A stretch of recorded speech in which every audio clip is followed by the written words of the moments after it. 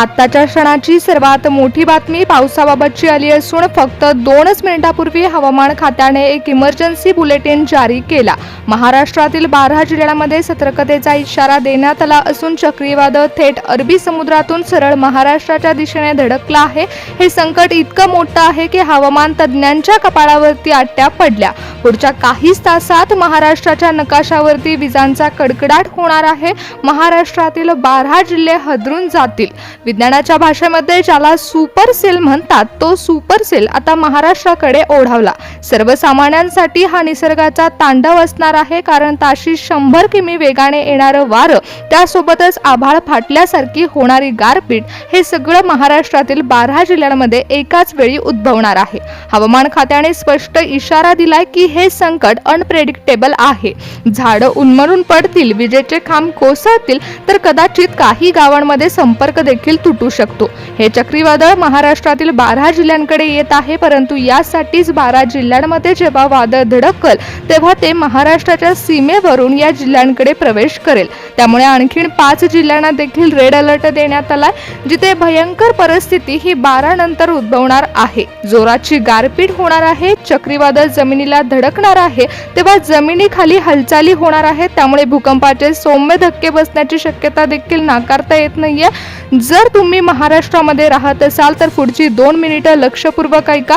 आजची मध्यरात्र हवामान खात्याने 120 सेकंदापूर्वीच एक इशारा दिला, ज्याने महाराष्ट्रातील 12 जिल्ह्यांमध्ये आजच्या मध्यरात्री अरबी समुद्रातून निर्माण झालेलं चक्रीवादळ 120 किमी वेगाने धडकण्याचा थेट इशारा दिलाय। लक्षात ठेवा, आता तुम्हाला वाटत असेल की दिवसभर ऊन आहे, परंतु हीच वादळापूर्वीची शांतता होती। आज मध्यरात्री सगळं जग झोपलेलं असेल तेव्हा निसर्ग आपला तांडव सुरू करणार आहे। सॅटेलाइट मध्ये इमेजेस दाखवण्यात आल्या आहेत। लाल रंगाची वर्तुळं ही 12 जिल्ह्यांकडे आहेत। चक्रीवादळाचा डोळा या जिल्ह्यांवरती असणार आहे। शास्त्रज्ञांच्या मते गेल्या 50 वर्षातलं सर्वात मोठं अनप्रेडिक्टेबल चक्रीवादळ महाराष्ट्राकडे पाऊल टाकत आहे। हवामान खात्याच्या सूचनेनुसारच महाराष्ट्रातील 12 जिल्ह्यांमध्ये विजांचा कडकडाट भीषण होत असल्यामुळे सतर्कतेचा इशारा देण्यात आला। मित्रांनो, हे साधं वादळ नाहीये, तर हा एक सुपर सेल ढगांचा समूह आहे।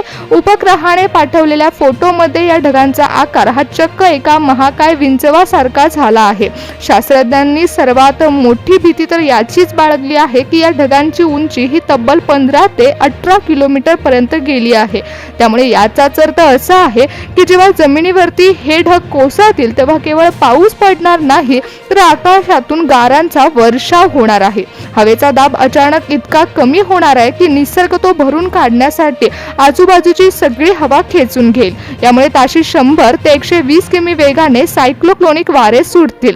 एकाच वेळी गारांचा वर्षाव, त्यासोबतच वादी वारा सुटणार। यामुळे दुहेरी संकट हे महाराष्ट्रावरती ओढावणार आहे। 12 जिल्ह्यांपैकी 5 जिल्ह्यांमध्ये तर डाऊन ब्रस्ट होण्याची शक्यता वर्तवण्यात आली आहे। म्हणजेच ढगांमधून पाडणी पडण्याऐवजी वारांचा प्रचंड दाब हा जमिनीवरती आढळेल।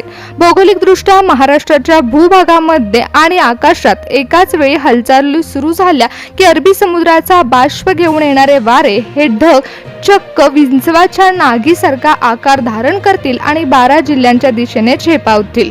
हे ढग जमिनीपासून फक्त 2 किलोमीटर उंचीवर आहेत। याचाच अर्थ असा आहे की विजांचा कडकडाट हा जमिनीला समांतर असणार आहे। जेव्हा हे ढग सह्याद्रीच्या पर्वतरांगांना धडकतील तेव्हा क्लाउड ब्रस्ट म्हणजेच ढगफुटीची स्थिती निर्माण होईल।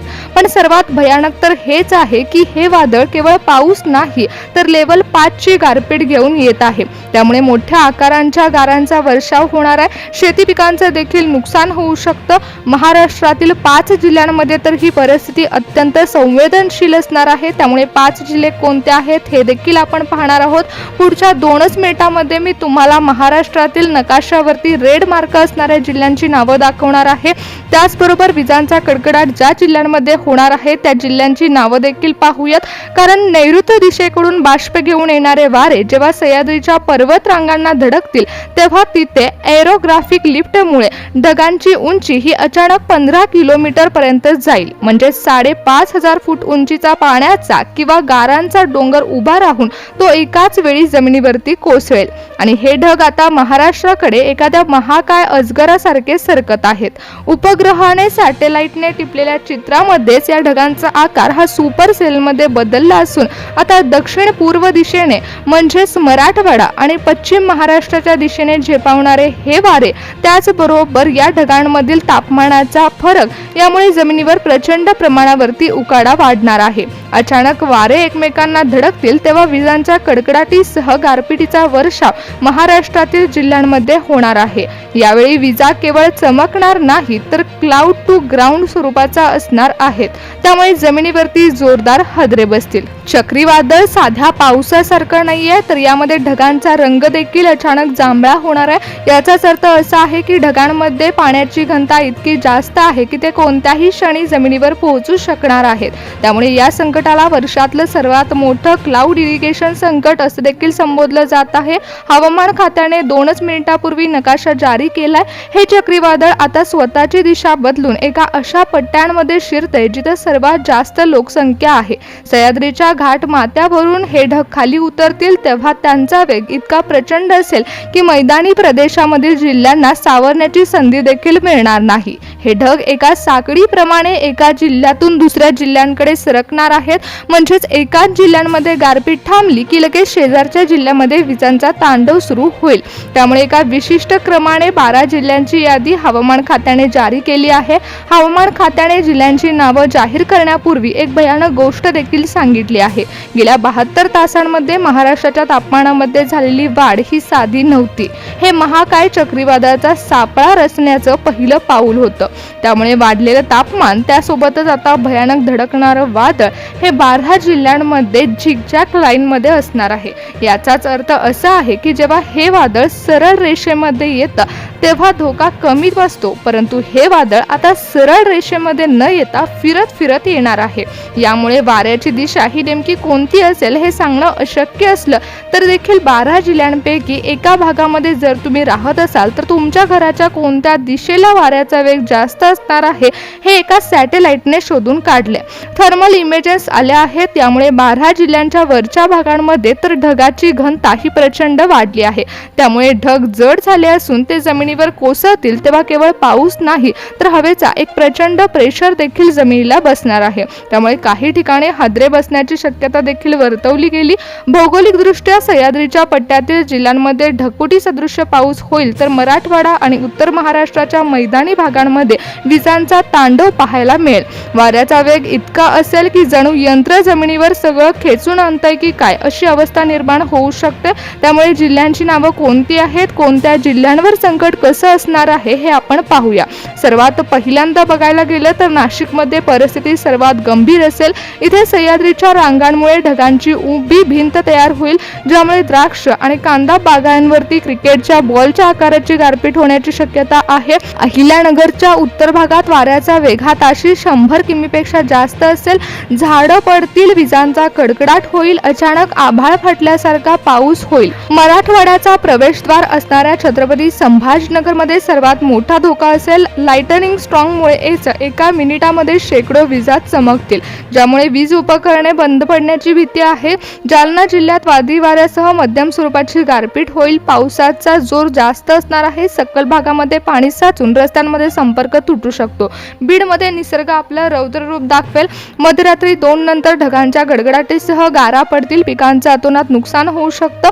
विंचवाच्या नागीसारखा ढगांचा आकार हा जिल्ह्यांवरती सर्वात आधी दिसणार आहे। धाराशिव जिल्ह्यांमध्ये चक्रीवादळाचा थेट फटका बसण्याची शक्यता आहे। वारे इतक्या जोरात वाहतील की कच्च्या घराचे पत्रे हे उडून पडतील। सोलापूरच्या पट्ट्यामध्ये उष्णता आणि आर्द्रतेचा संगम होऊन सुपर सेल तयार होईल। यामुळे डाळिंब बागायतदारांना गारपिटीचा मोठा तडका बसू शकतो।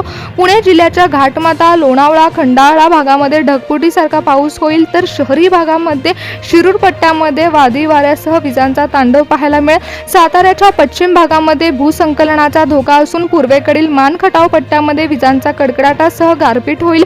सांगलीमध्ये विशेषतः जत आणि आटपाडी भागामध्ये मिनी टोर्नेडो सारखी स्थिती निर्माण होऊन वारे गोल फिरत नुकसान करू शकतात। विजा पडण्याचं प्रमाण इथे सर्वाधिक असेल। विदर्भाच्या बुलढाणामध्ये ढगांची घनता सर्वात जास्त असेल। भयानक पाऊस आणि गारपीट होण्याची शक्यता आहे। अकोल्यातील तापमानातील बदलामुळे ढगांमध्ये प्रचंड ऊर्जा तयार झाली आहे आणि हीच ऊर्जा विजांच्या रूपाने जमिनीवरती गारपिटीचा जोर हा पहाटेच्या सुमारामध्ये जास्त वाढवेल। परंतु पुढील 24 तासामध्ये ही परिस्थिती बदलू शकते, कारण कारण चक्रीवादळ आपली दिशा बदलत असल्यामुळेच सध्याच्या स्थितीला या जिल्ह्यांमध्ये सतर्कतेचा इशारा आहे, पण पुढील काही दिवसांमध्ये इतर जिल्ह्यांमध्ये देखील हा धोका उद्भवू शकतो अशी शक्यता हवामान खात्याने वर्तवली आहे.